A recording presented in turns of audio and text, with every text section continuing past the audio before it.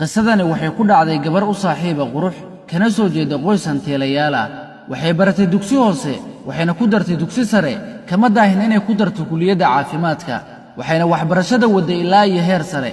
waxay soo martay heer dhalinyaradu isla dhex maraan quruxdeeda, ragga faceedana ay farta isugu fiiqaan quruxdeeda loona kala tartamo.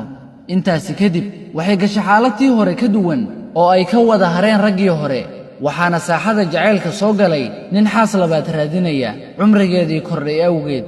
waxay soo dhammaysatay dhaqdhaqaaqii barashada caafimaadka, balse waxay ahayd xaalad ay ka mooral jabtay guur dhammaantii. markan waxaan ka ahayn dhoola caddaynta odayaal cereystay. digtooraysada waxay ka howlgeli jirtay qaliinnada dumarka iyo umusha. waxay in badan maqashay ubad hooyadoodii u dhawaaqaya oo leh hooyo hooyo. in badan bay adkaysatay, balse xiiso ay u qabto awlaad bay xakameyn weyday ilmadeedii. waxayna tiri iyadoo dhawaaqaysaa qaata shahaadooyinkayga oo ku garaaca yacnii ku dhejiya derbiyada oo imaqashiya cod i leh hooyo hooyo. qisadani waa mid ka timid garasho ogsoon qiimaha hooyanimada iyo helidda awlaad xalaal ah. adigu saaxiibka ama saaxiibaddaa gaarsii. haa, adigan imaqlaya ayaan kula hadlayaaye.